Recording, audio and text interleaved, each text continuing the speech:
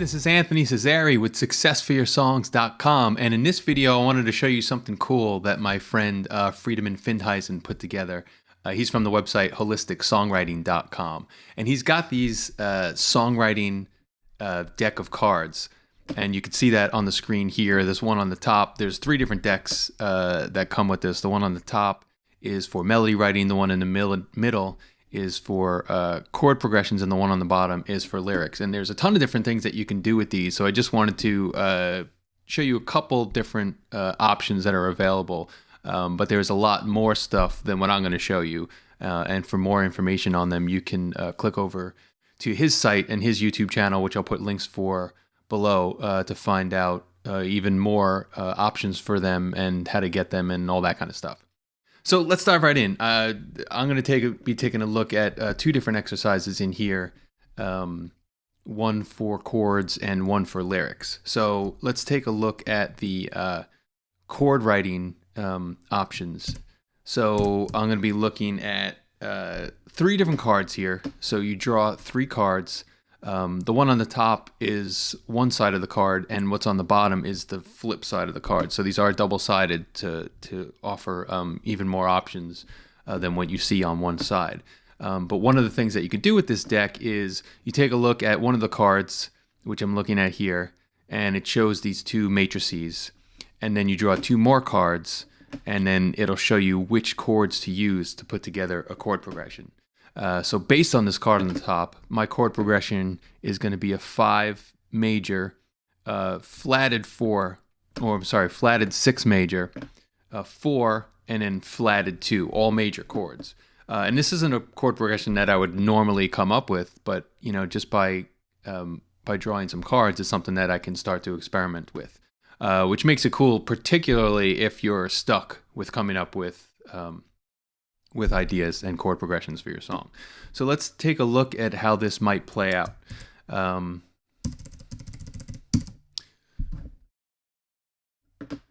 Okay, so I've put that chord progression into Pro Tools here, and first I just set it up so that we're just going to hear each chord played for a half note, and you can see the chord names up at the top here. I've got G, A flat, F, and D flat. So this is what it sounds like if I just play it like that.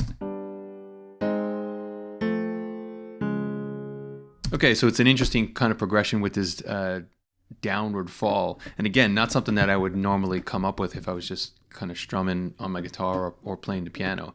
But one thing that's really worthwhile to do with chord progressions is not just, you know, play them like that and say, I didn't like this one, or okay, that one sounds cool, but then to start to tweak it and mess around with the rhythm and the voicings to see how you can push it even further. So now I have this starting point thanks to the songwriting decks, and I'm going to start to tweak it. So the first thing that I would do to this chord progression, just to see if I can get something that I like even better out of it, is to change the voicings of the last 2 chords, because you can see right now by looking at this visually on the screen, that second chord steps up a little bit, and then the last 2 chords start to fall. So I'm going to take the bottom note of each of these chords and throw it up on the top, so that I have something that feels a little bit more level. You'll even start to get a sense of rise in this version that I have now, as you can see here on screen.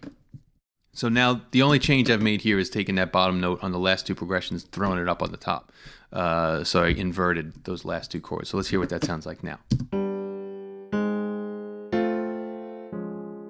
So you can see that has a different feel with this rise that happens instead of that fall.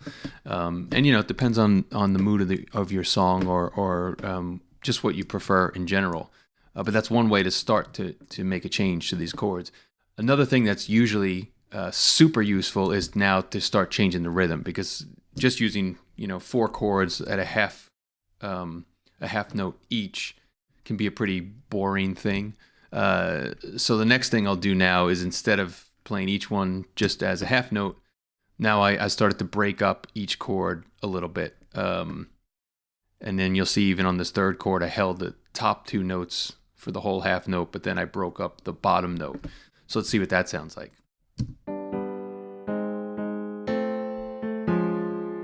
Play that again.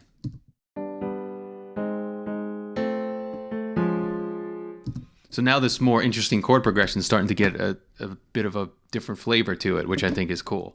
And another way that I would push the rhythm even further is, here I broke up these chords, but overall each chord was still being played for a half note. So now I would even start to mess with that rhythm and have each chord played for a different amount of time instead of having them all being equal here.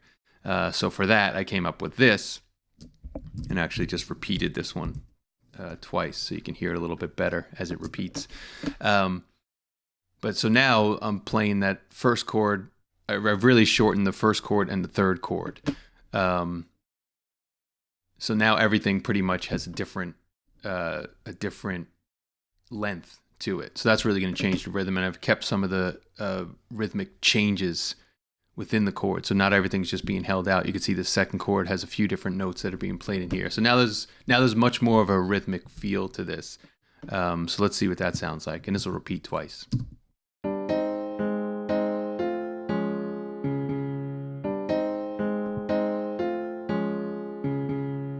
So you can see that's something that's starting to sound like a song. And I can experiment with different melodies to put on top of that and all that kind of stuff. But, again, with a chord progression that I wouldn't have come up with off the top of my head, especially with those, the two flatted chords that are in there. I had the D flat and the A flat, which aren't in the key of C, which is what the chord progressions on the cards were based off of. So it really gives me some interesting options to mess around with. And you can see how when you start to play around with some of the different elements within the chord progression, you can get some cool stuff, because I am liking this last chord progression now that I changed the rhythm on it. So something to keep in mind as far as, coming up with chord progressions and having new ideas. So that's the chord progression deck. Take another look at that, which was this one here in the middle. And again, you can see there's a lot of other stuff on these cards, and there's two sides and a ton of different things that you can do. So that's just one option, using these matrices to form chord progressions. But what I also want to take a quick look at here is using the lyric writing deck, also by using this matrix up here. So let's take a look at that.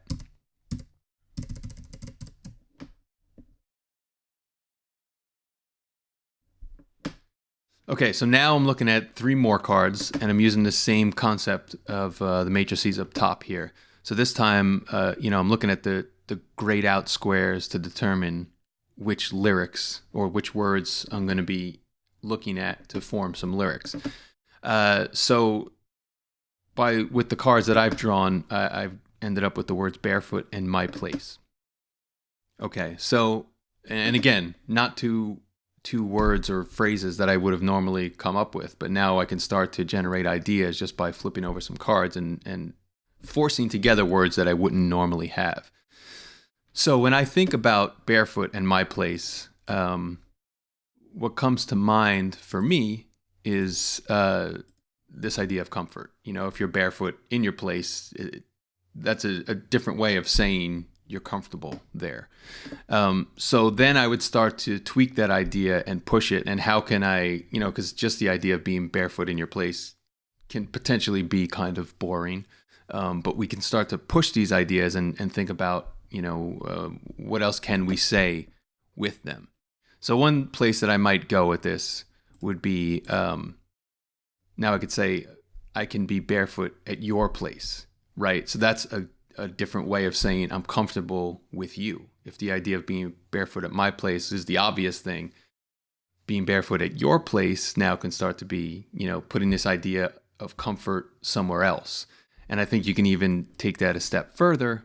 And another idea I came up with, it would be, I can walk the streets barefoot because everywhere I go feels like home. So now that's a more interesting way of saying I'm comfortable in my own skin. Or I'm comfortable with myself, especially if you thought about like a phrase like in my own skin. It's a cliche and you want to avoid things like that. But if you say I can walk the streets barefoot because everywhere I go feels like home, that's a way that you can engage people with your lyrics more. because you're saying things in a new way that's visual, but is sticking to that core message of comfort. So I think that's another really great way to use these decks to come up with song ideas. And again, if you're interested in these, Friedemann has a lot more videos on how to use them. And he'll show you how to use all 3 decks and the different exercises that are available within those decks. And you can also access his link for how to get them. So I've put links for that stuff below this video. You can check it out there. Thanks for checking out this video, and I will talk to you in the next one.